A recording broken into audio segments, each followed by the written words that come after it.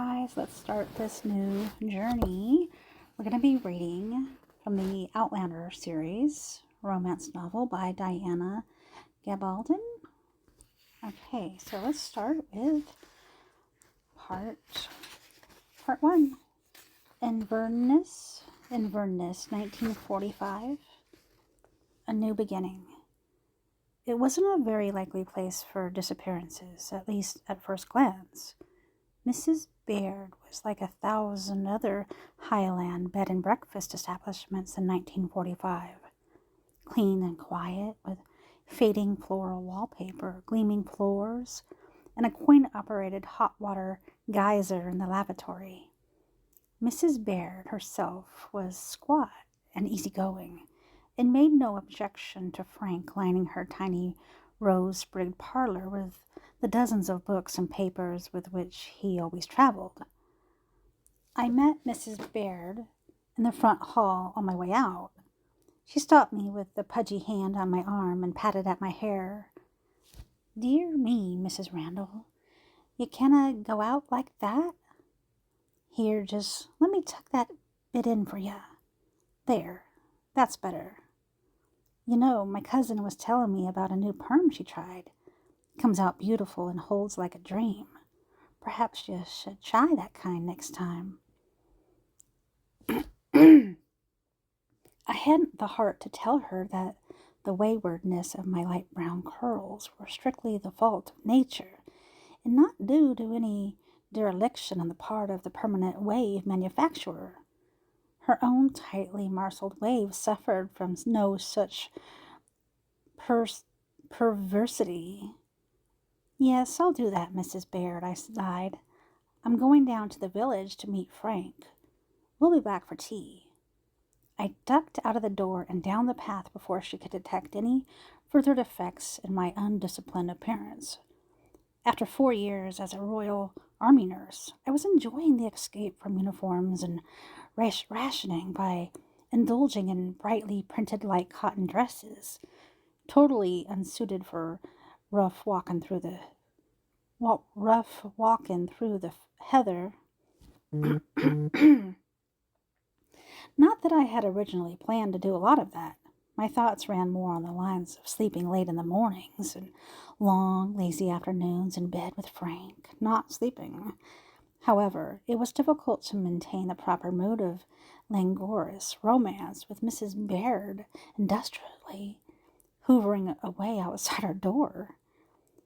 "That must be the dirtiest bit of carpet in the entire Scottish Highlands," Frank had observed that morning as we lay in bed, listening to the ferocious roar of the vacuum in the hallway. "Nearly as dirty as our landlady's mind," I agreed. Perhaps we should have gone to Brighton after all. We had chosen the Highland as a place to holiday before Frank took up his appointment as a history professor at Oxford, on the grounds that Scotland had been somewhat less touched by the physical horrors of war than the rest of Britain, and was less susceptible to the frenetic post-war gaiety that infected more popular vacation spots. And without discussing it, I think we both felt that this was a symbolic place to reestablish our marriage. We had been married and spent 2-day honeymoon in the Highlands shortly after the outbreak of war 7 years before. A peaceful refuge in which to rediscover each other, we thought, not realizing that while golf and fishing are Scotland's most popular outdoor sports, gossip is the most popular indoor sport. And when it rains as much as it does, in Scotland, people spend a lot of time indoors. "Where are you going?" I asked as Frank swung his feet out of bed. "I'd hate that dear old thing to be disappointed in us," he answered, sitting upon the side of the ancient bed. He bounced gently up and down, creating a piercing, rhythmic squeak. The hoovering in the hall stopped abruptly. After a minute or two of bouncing, he gave a loud, theatrical groan and collapsed backwards with a twang of protesting springs. I giggled helplessly into a pillow as to not to disturb the breathless silence outside. Frank waggled his eyebrows at me. You're supposed to moan ecstatically, not giggle, he admonished in a whisper. She'll think I'm not a good lover. We'll have to keep it up for longer than that, if you expect ecstatic moans, I answered. 2 minutes doesn't deserve any more than a giggle. Inconsiderate little wench. I came here for a rest, remember? Lazy bones. You'll never manage the next branch on your family tree unless you show a bit more industry than that. Frank's passion for genealogy was yet another reason for choosing the Highlands. According to one of the filthy scraps of paper that he lugged to and fro, some tiresome ancestor of his had something to do with something or another in this region back in the middle of the 18th or maybe the 17th century. If I end if I end as a childless stub on my family tree, it will undoubtedly be the fault of our untiring hostess out there. After all, we've been married almost 8 years. Little Frank Jr. will be quite legitimate without being conceived at the presence of a witness. If he's conceived at all, I said pessimistically.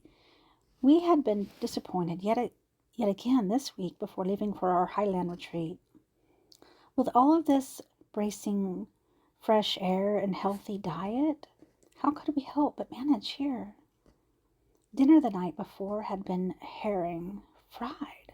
Lunch had been herring pickled, and the pungent scent now wafting up the stairwell strongly intimidated that breakfast that was to be herring kippered. Oh, goodness gracious. Unless you're contemplating an encore performance for the edification of Mrs. Baird, I suggested, you'd better get dressed. Aren't you meeting that person at 10? The Reverend Dr. Reginald Wakefield, vicar of the local parish, was to provide some riveting, fascinating baptismal registers for Frank's inspection, not to mention the glittering prospect that he might have unearthed some moldering army dispatches or some such that mentioned the notorious ancestor. What's the name of that great-great-great-great-grandfather of yours again, I asked. The one that mucked about here during one of the risings. I can't remember if it was Willie or Walter. Actually, it was Jonathan. Frank took my complete disinterest in family history placidly, but remained always on guard, ready to seize the slightest expression of inquisitiveness as an excuse for telling me all facts known to date about the early Randalls and their connections. His eyes assumed the ferrid gleam of the fanatic lecturer as he buttoned his shirt.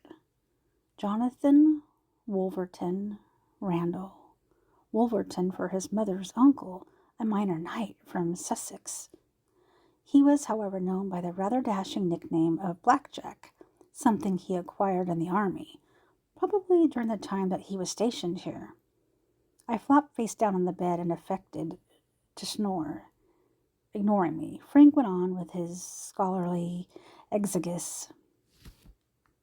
He bought his commission in the mid-30s, 1970s, that is, and served as a captain of dragoons. According to those old letters that Cousin May sent me, he did quite well in the army. Good choice for a second son, you know. His younger brother followed tradition as well by becoming a curate, but I haven't found out much about him yet. Anyway, Jack Randall was highly commended by the Duke of Sandringham for his activities before and during the 45, the second Jacobite rising, you know. He amplified for the benefit of the arrogant amongst his audience, namely me. You know, Bonnie, Prince, Charlie, and that lot. I'm not entirely sure the Scots realized they lost that one, I interrupted, sitting up and trying to subdue my hair. I distinctly heard the barman at the pub last night refer to us as Sassenachs. Well, why not? Said Frank. It only means Englishman, after all, or at worst, outlander, and we're all of that. I know what it means. It was the tone I objected to. Frank searched through the drawer for a belt. He was just annoyed because I told him the ale was weak. I told him the true Highland brew requires an old boot to be added to the vat, and the final product to be strained through a well-worn undergarment. Ah, that accounts for the amount of the bill. Well, I phrased it a little more. I phrased it a little more tactfully than that, but only because the Gaelic language hasn't got a specific word for drawers. I reached for a pair of my own, intrigued. Why not? Did the ancient Giles not wear undergarments? Frank leered.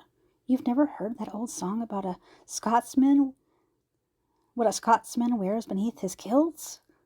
Presumably not gents' knee-length step-ins, I said dryly. Perhaps I'll go out in search of a local kilt wearer while you're cavorting with vikers and ask 'em. Well, do not try to get arrested, Claire. The dean of St. Giles College wouldn't like that, after all. In the event that there's no kilt wearers loitering about the town square or patronizing the shops that surround it, there were a number of other people there, though, mostly housewives of the Mrs. Baird type, doing their daily shopping. They were garrulous and gossipy, and their solid print-clad presences filled the shops with a cozy warmth, a buttress against the cold mist of the morning outdoors. Sorry. With as yet no house of my own to keep, I had little that needed buying, but enjoyed myself in browsing among the newly replenished shelves, for the pure joy of seeing lots of things for sale again. It had been a long time of rationing, of doing without the simple things like soap and eggs, and even longer without the minor luxuries of life, like La Har Blue Cologne. I know I said that wrong. My gaze lingered on a shop window filled with household goods, embroidered tea cloths and cozies, pitchers and glasses, a stack of quite homely pie tins, and a set of 3 vases. I had never owned a vase in my life. During the war years, I had, of course, lived in the nurses' quarters, first at Pembroke Hospital, and later at the field station in France. But even before that, we lived somewhere long enough to justify the purchase of such an item. Had I such a thing, I reflected, Uncle Lamb would have filled it with potsherds long before I could have got near it with a bunch of daisies. Quentin Lambert Beauchamp, Q, to his archaeological students and his friends. Dr. Beauchamp to the scholarly circles in which he moved and lectured and had his being, but always Uncle Lamb to me. My father's only brother and my only living relative at the time, he had been landed with me, aged 5, when my parents were killed in a car crash. Poised for a trip to the Middle East at the time, he had paused in his preparations long enough to make the funeral arrangements, dispose of my parents' estates, and enroll me in a proper girls' boarding school, which I had flatly refused to attend. Faced with the necessity of prying my chubby fingers off the car's door handle and dragging me by the heels up the steps of the school, Uncle Lamb, who hated personal conflict of any kind, had sighed in exasperation, and then finally shrugged and tossed his better judgment out the window along with my newly purchased round straw boater. Ruddy thing, he muttered, seeing it rolling merrily away in the rearview mirror as we roared down the drive in high gear. Always loathed hats on women anyway. He had glanced down at me, fixing me with a fierce glare. One thing he said in awful tones, you are not to play with dolls, with my Persian grave figurines. Anything else? But not that. Got it? I nodded, content, and had gone with him to the Middle East, to South America, to dozens of study sites throughout the world. Had learned to read and write from the drafts of journal articles, to dig latrines and boil water, and to do a number of other things not suitable for a young lady of gentle birth, until I had met the handsome, dark-haired historian who came to consult Uncle Lamb on a point of French philosophy as it related to Egyptian religious practice. Even after our marriage, Frank and I led the nomadic life of junior faculty, divided between continental conferences and temporary flats, until the outbreak of war had sent him to officers' training and the intelligence unit at M16, and me to nurses' training. Though we had been married nearly 8 years, the new house in Oxford would be our first real home. Tucking my handbag firmly under my arm, I marched into the shop and bought the vases. Oh, beautiful, so beautiful. Still have a little bit more on chapter 1. I met Frank at the crossing of the High Street and the Jared Side Road, and we turned up it together. He raised his eyebrows at my purchases. Vases, he smiled. Wonderful. Perhaps now you're going to stop putting flowers in my books. They aren't flowers, they're specimens. And it was you who suggested that I take up botany to occupy my mind. Now that I've not got nursing to do, I reminded him. True, he nodded good-humoredly, but I didn't realize I'd have bits of greenery dripping out of my lap every time I opened a reference. What was that horrible crumbly brown stuff that you put in Tusculum and Banks? Groutweed, good for hemorrhoids. Preparing for my imminent old age, are you? Well, how very thoughtful of you, Claire. We pushed through the gate laughing, and Frank stood back to let me go first up the narrow front steps. Suddenly he caught my arm. Look out, you don't want to step in it. I lifted my foot gingerly over the large brownish red stain on the top step. How odd, I said. Mrs. Baird scrubs the steps down every morning. I've seen her. What do you suppose that they can be? Franklin leaned over the step, sniffing delicately. Offhand, I'm going to say that's blood. Blood? I took a step back in the entryway. Whose? I glanced nervously into the house. Do you suppose Mrs. Baird had an accident of some kind? I couldn't imagine our immaculate landlady leaving bloodstains to dry on her doorstep, unless some major catastrophe had occurred, and wondered just for a moment whether the parlor might be harboring a crazed ex-murderer, even now preparing to spring out on us with a spine-chilling shriek. Frank shook his head. He stood on tiptoe to peer over the hedge into the next garden. I shouldn't think so. There's a stain like it on the Collins' doorstep as well. Really? I drew closer to Frank, both to see over the hedge and for moral support. The Highlands hardly seemed likely for a spot for a mass murderer, but then I doubted such persons used any sort of logical criteria when picking their sides. That's rather disagreeable, I observed. There was no sign of life from the next residence. What do you suppose happened? Frank frowned, thinking, then slapped his hand briefly against his trouser leg in inspiration. I think I know. Wait here a moment. He darted out to the gate and set off down the road at a trot, leaving me stranded on the edge of the doorstep. But he was back shortly, beaming with confirmation. Yes, that's it. It must be. Every house in the row has had it. Had what? A visit from a homicidal maniac? I spoke a bit sharply. I was still nervous at having been abruptly abandoned with nothing but a large bloodstain for company. Frank laughed. No, a ritual sacrifice. Fascinating. He was down on his hands and knees in the grass, peering interestingly at the stain. This hardly sounded better than a homicidal maniac. I squatted beside him, wrinkling my nose at the smell. It was clearly for flies, but a couple of the big, slow-moving Highland midges circled the stain. What do you mean, ritual sacrifice? I demanded. Mrs. Baird's a good churchgoer, and so are all the neighbors. This isn't Druid's Hall or anything, you know.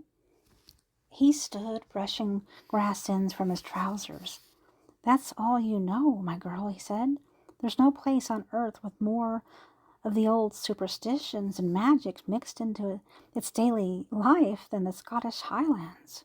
Church or no church, Mrs. Baird believes in the old folk, and so do all the neighbors. He pointed at the stain with one neatly polished toe. The blood of a black cock. Oh my gosh. The blood of a black cock, he explained, looking pleased. The houses are new, you see. Prefabs. I think it means a rooster cock, right? I hope. He stood. Let's see. Now I'm lost. I looked at him coldly. If you are under the impression that explains everything, think again. What's the difference does it make how old the houses are? And where on earth is everybody? Down the pub, I should expect. Let's go along and see, shall we? Taking my arm, he steered me out of the gate, and we set down the Juraside Road. In the old days, he explained as we went, and not so long ago, either when a house was built, it was customary to kill something and bury it under the foundation, as a propitiation to the local earth spirits. Propitiation. You know, he shall lay the foundations thereof in his firstborn, and in his youngest son shall he set up the gates of it, old as the hills. I shuddered at the quotation. In that case, I suppose it's quite modern and enlightened of them to be using chickens instead. You mean since the houses are fairly new? Nothing was buried under them, and the inhabitants are now remodeling the omission. No, remedying the omission. Yes, exactly. Frank seemed pleased with my progress and patted me on the back.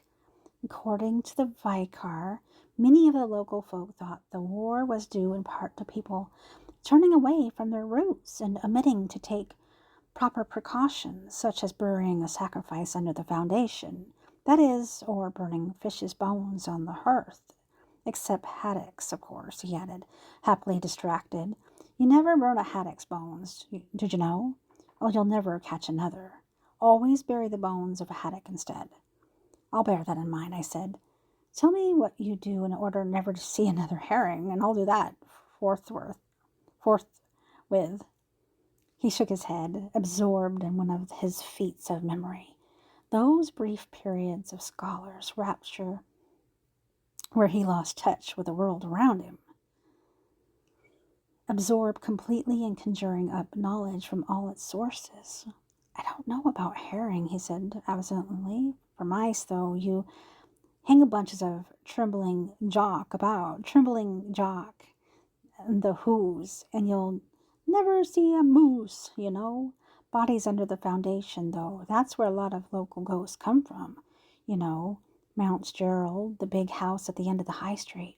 There's a ghost there. A workman on the house who was killed as a sacrifice for the foundation. In the 18th century, sometime.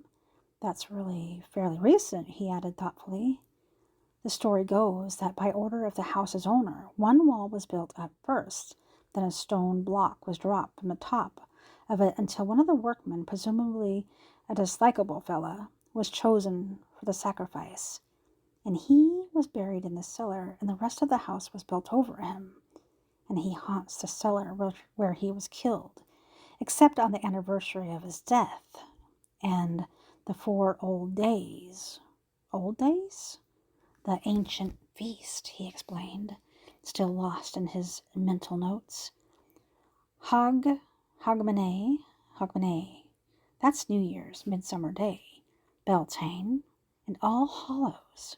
Druids, beaker folk, early picks. Everybody kept the sun feast and the fire feast, so far as we know. Anyway, ghosts are freed on the holy days, and we can wander about at will to do harm or good as they please. He rubbed his chin thoughtfully. It's getting on for Beltane, closer to the spring equinox. Best keep an eye out for the next time you pass the kirkyard. His eyes twinkled, and I realized the trance had ended. And I laughed. Are there a number of famous local ghosts, then? He shrugged. Don't know. We'll ask the vicar, shall we? Next time we see him. We saw the vicar quite shortly, in fact. He, along with most of the other inhabitants of the village, was down in the pub, having a lager and light in celebration of the house's new sanctification. He seemed rather embarrassed at being caught in the act of condoning acts of paganism, as it were, but brushed it off as merely a local observance with historical color, like the wearing of the green. Really rather fascinating, he confided, and I recognized with an internal sigh the song of the scholar, as identifying a sound as the teruit of a thrush. Harking to the call of a kindred spirit, Frank at once settled down to the mating dance of Academy, and they were soon neck-deep in archetypes and the parallels between ancient superstitions and modern religions. I shrugged and made my own way through the crowd to the bar and back, a large brandy and a splash in each hand. Knowing from experience how difficult it was to distract Frank's attention from this sort of discussion, I simply picked up his hand, wrapped his finger about the stem of the glass, and left him to his own devices. I found Mrs. Baird on a deep bench near the window, sharing a companionable pint of bitter with an elderly man, whom she introduced to me as Mr. Crook. This is the man I'll tell you about, Mrs. Randall, she said, eyes bright with the stimulation of alcohol and company.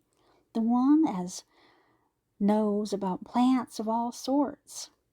Mrs. Randall's Vera much interested in the wee plants, she confided to her companion, who inclined his head in a combination of politeness and deafness.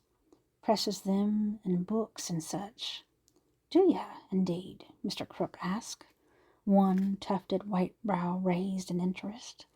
I've some presses, the real ones, mind, for plants and such. Had them from my nephew when he came up from the university over the holiday. He brought them for me, and I've not the heart to tell him that I never use such things. Hanging what's wanted for herbs, you kin, or maybe to be dried on a frame and put in a bit of gauze or bag or jar.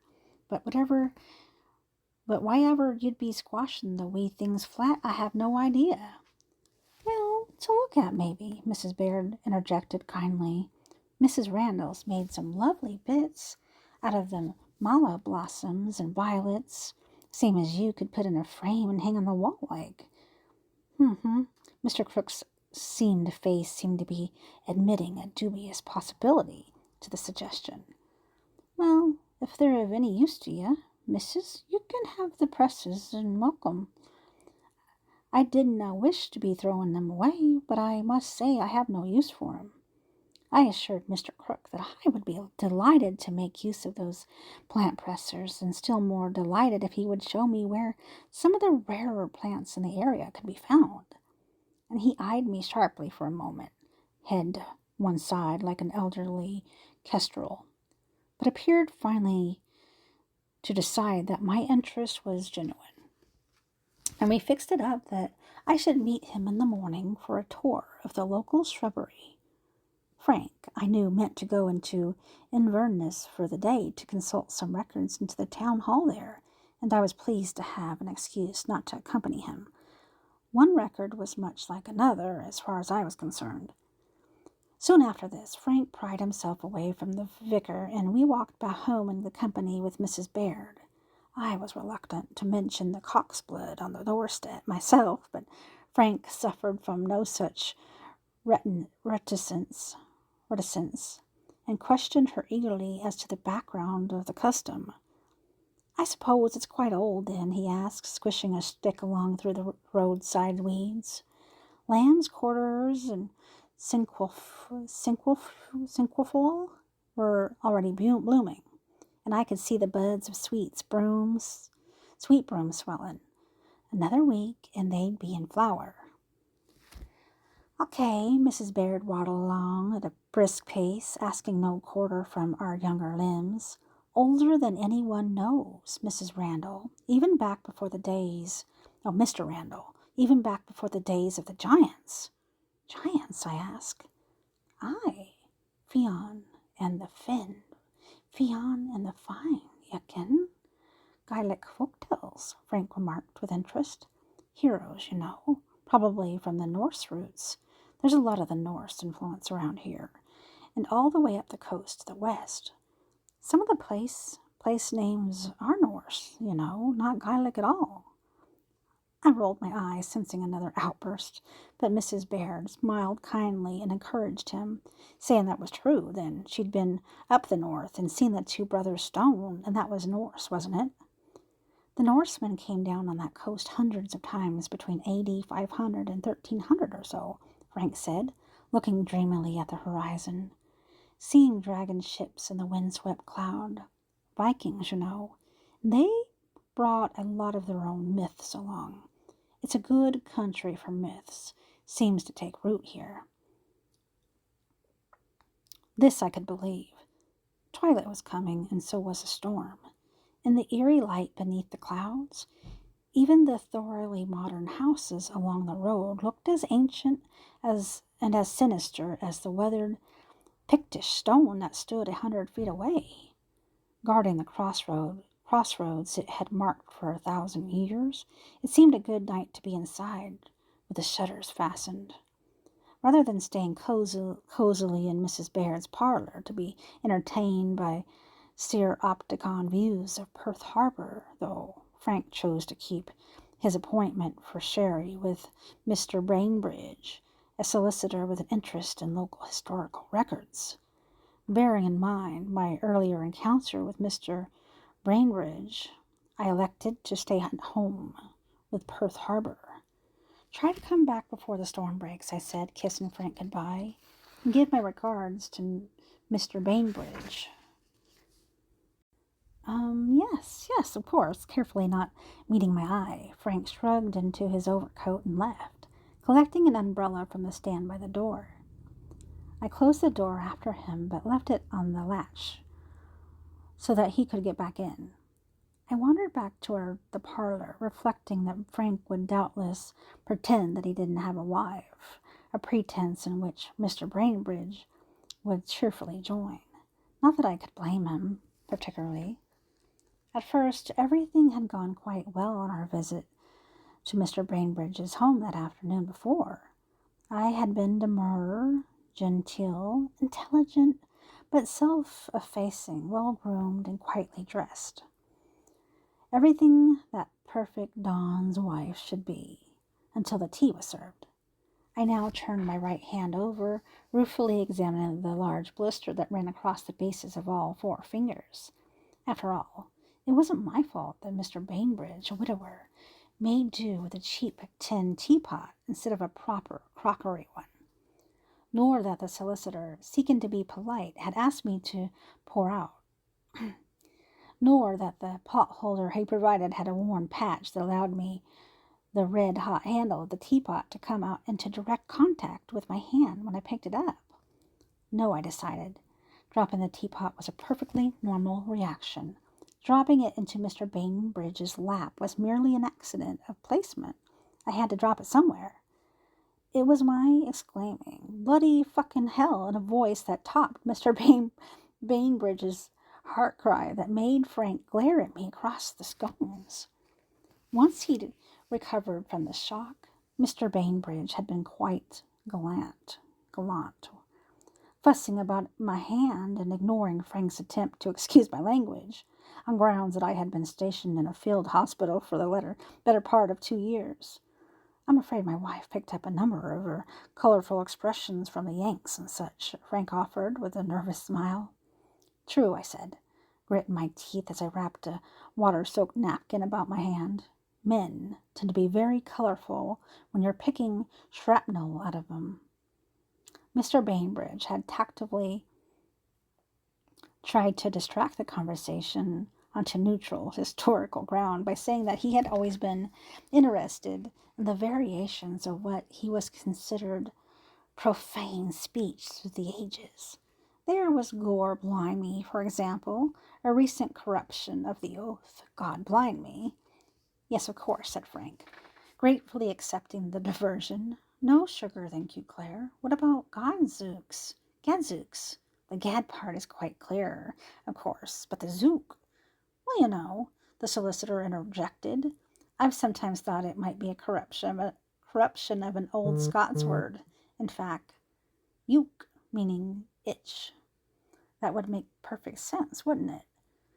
Frank nodded, letting his unscholarly forelock fall from his forehead. He pushed it back automatically. Interesting, he said. The whole evolution of profanity. Yes, and it's still going on, I said, carefully picking up a lump of sugar with the tongs. Oh, said Mr. Bainbridge politely. Did you encounter some interesting variations during your war experience? Oh, yes, I said. My favorite was one I picked up from a Yank, man named Williamson from New York, I believe. He said it every time I changed his dressings. What was it? Jesus H. Roosevelt. Jesus H. Roosevelt Christ, I said, and dropped the sugar lump neatly into Frank's coffee. After a peaceful and not unpleasant sit with Mrs. Baird, I made my way upstairs to ready myself before Frank came home. I knew his limit with sherry was 2 glasses, so I expected him home soon. The wind was rising, and the very air of the bedroom was prickly with electricity. I drew the brush through my hair, making the curls snap with static and spring into knots and furious tangles. My hair would have to do without its 100 strokes tonight, I decided. I would settle for brushing my teeth in this sort of weather. Strands of hair adhered stickily to my cheeks, clinging stubbornly as I tried to smooth them back. No water in the ewer. Frank had used it, tidying himself before setting out for his meeting with Mr. Bainbridge, and I had not bothered to refill it from the lavatory tap.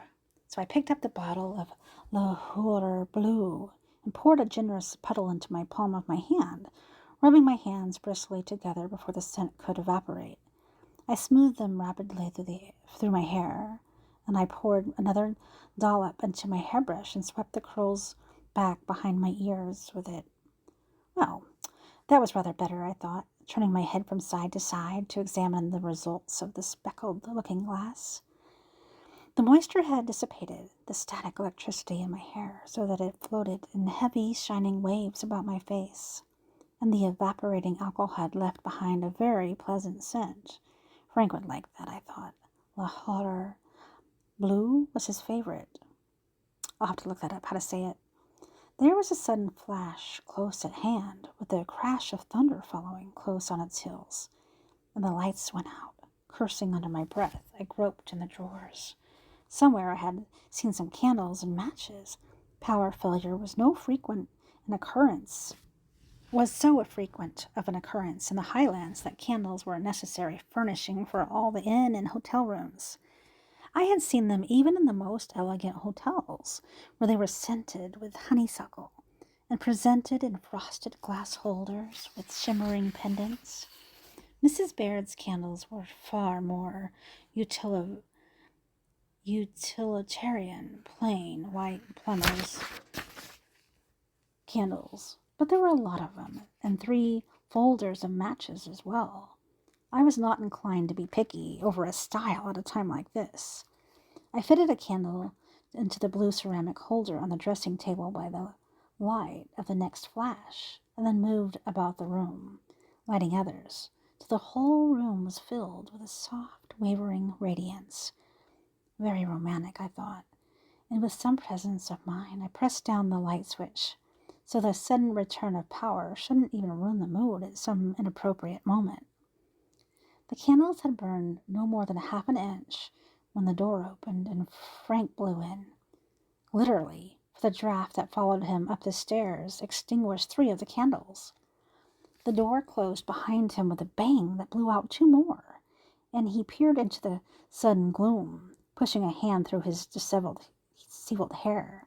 I got up and relit the candles, making mild remarks about his abrupt methods of entering the room. It was only when I had finished and turned to ask him whether he'd like a drink that I saw that he was looking rather white and unsettled. "What's the matter?" I said. "You seen a ghost?" "Well, he said slowly, "I'm not at all sure that I haven't."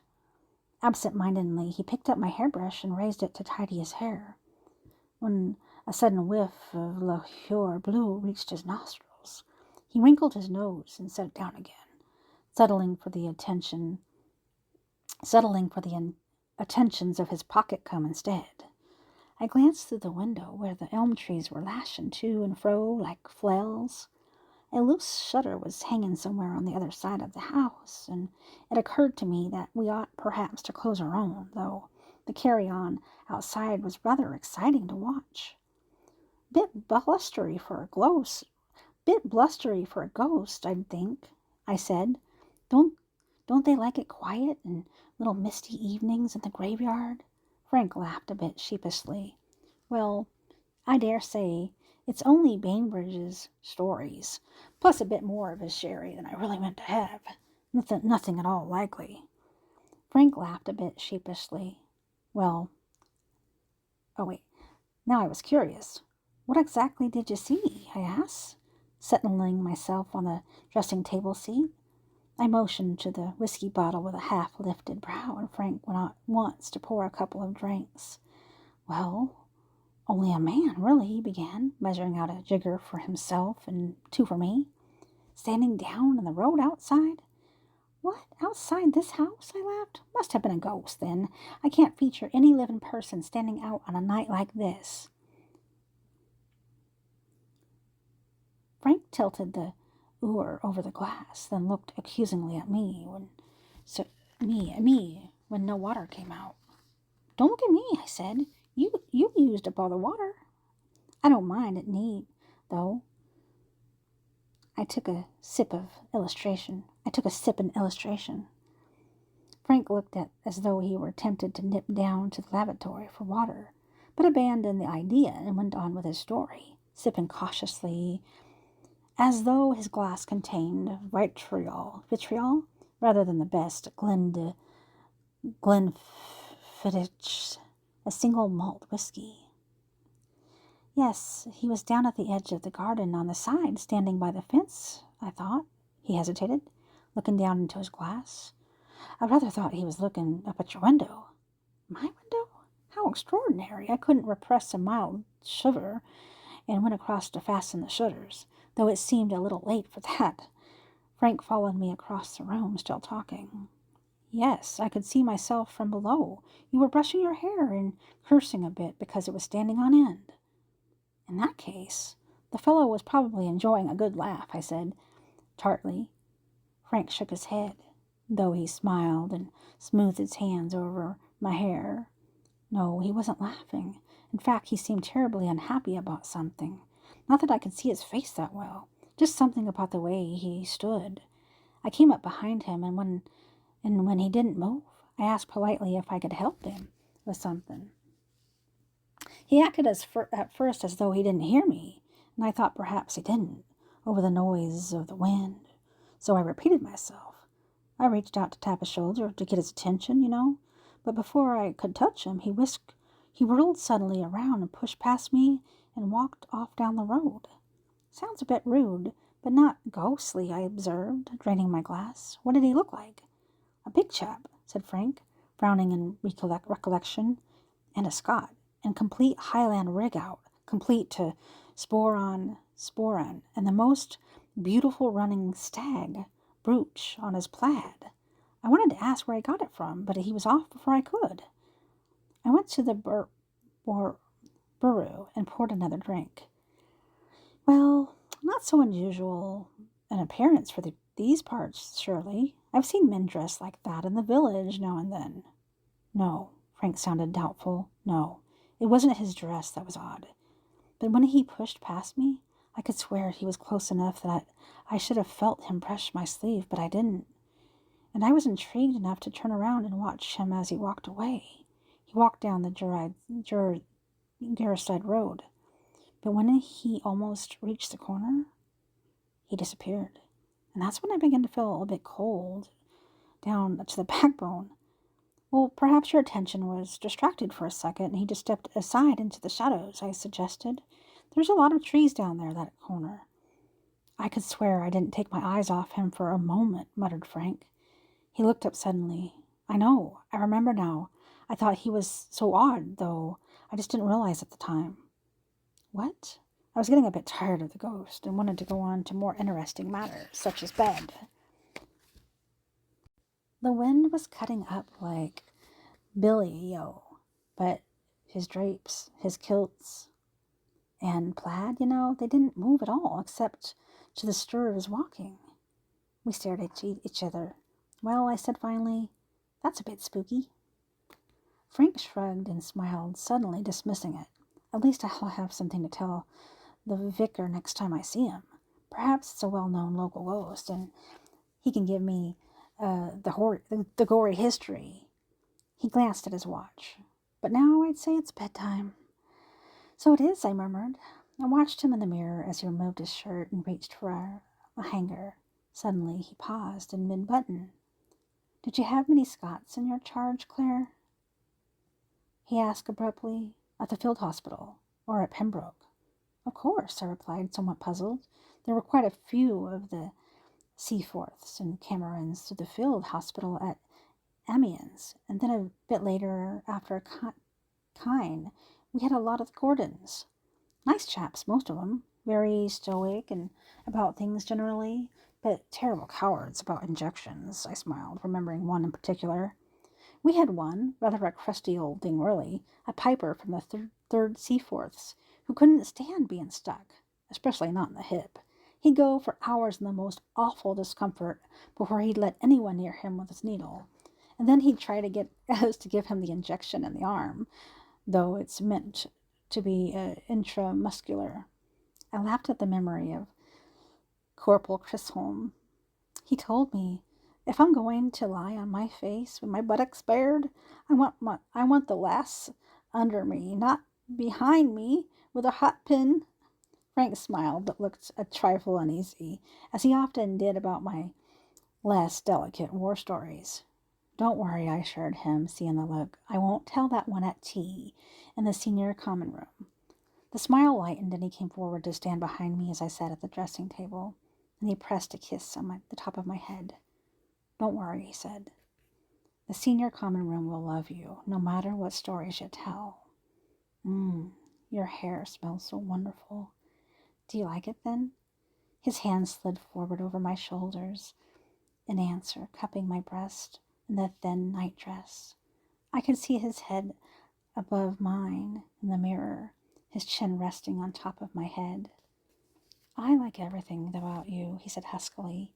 You look wonderful by candlelight, and your eyes are like sherry and crystal, and your skin glows like ivory. A candlelight witch you are. Perhaps I should disconnect the lamps permanently. Make it hard to read in bed, I said, my heart beginning to speed up. I could think of better things to do in bed, he murmured. Could you, indeed? I said, rising and turning to put my arm about his neck. Like what? Sometime later, cuddled close behind bolted shutters, I lifted my head from his shoulder and said, why did you ask me about that earlier? About whether I'd had to do with any Scots, I mean. You must know I had. There are all sorts of men through these hospitals. He stirred and ran a hand softly down my back. Nothing really. Just when I saw that chap outside, it occurred to me that he might be... He hesitated, tightening his hold a bit. That he might have been someone that you nursed, perhaps? Maybe heard you were staying here and came along to see? Something like that. In that case, I said practically, why wouldn't he just come in and ask to see me? Well, Frank's voice was very casual. Maybe he didn't want particularly to run into me. I pushed up onto one elbow, staring at him. We had left one candle burning, and I could see him well enough. He had turned his head and was looking so casually off toward the chromolithograph of Bonnie Prince Charles with which Mrs. Baird had seen fit to decorate our wall. I pushed up. Oh, no, I seen that part. I grabbed his chin and turned his head to face me, and he widened his eyes in surprise. Are you implying, I demanded, that man you saw outside was some sort of... I hesitated, looking for the proper word. Liaison, he suggested. Helpfully, romantic interest of mine, I finished. No, certainly not, he said unconvincingly. He took my hands away from his face and tried to kiss me, but now it was my turn for head turning. He settled for pressing me back down to lie beside him. It's only, he began. Well, you know, Claire, it was 6 years, and we saw each other only 3 times, and only just for the day that last time. It wouldn't be unusual if, everyone knows doctors and nurses are under tremendous stress during emergencies, and, well, I'd understand, if anything, spontaneous nature. I interrupted the rambling by jerking free and exploding out of bed. Do you think that I have been unfaithful to you? I demanded. Do you? Because if so, you can leave this room this instant. Leave this house altogether. How dare you imply such a thing? I was seething, and Frank sit up and reached out to soothe me. Don't you touch me, I snapped. Just tell me. Do you think, on the evidence of a strange man happening to glance up at a window, that I have had some flaming affair with one of my patients? Frank got out of bed and wrapped his arms around me. I stayed stiff as a Lot's wife, but he persisted, caressing my hair and rubbing my shoulders in the way that he knew I liked. No, I don't think such a thing, he said firmly. He pulled me closer, and I relaxed slightly, although not enough to put my arms around him. After a long time, he murmured into my hair, No, I know you'd never do such a thing. I just meant that even if you ever did, Claire, it would make no difference to me. I love you. Nothing you ever did could stop my loving you. He took my face into his hands, only 4 inches taller than I, and he could look directly into my eyes without trouble, and said softly, Forgive me. His breath, barely scented with the tang of Glenfiddich, was warm on my face, and his lips, full and inviting, were disturbingly close. Another flash from outside heralded the sudden breaking of the storm. A thundering rain smashed down on the slates of the roof. I slowly put my arms around his waist. The quality of mercy is not strained, I quoted. It droppeth as the gentle dew from heaven. Frank laughed and looked upward. The overlapping stains on the ceiling boded ill for the prospects of our sleeping dry all night. If that's a sample of your mercy, he said, I'd hate to see your vengeance. The thunder went off like a mortar attack, as though in answer to his words. Then we both laughed at ease again. It was only later, listening to his regular deep breathing beside me, that I began to wonder. As I had said, there was no evidence whatsoever to imply unfaithfulness on my part. But 6 years, as he had said, was a long time. End of chapter 1, guys.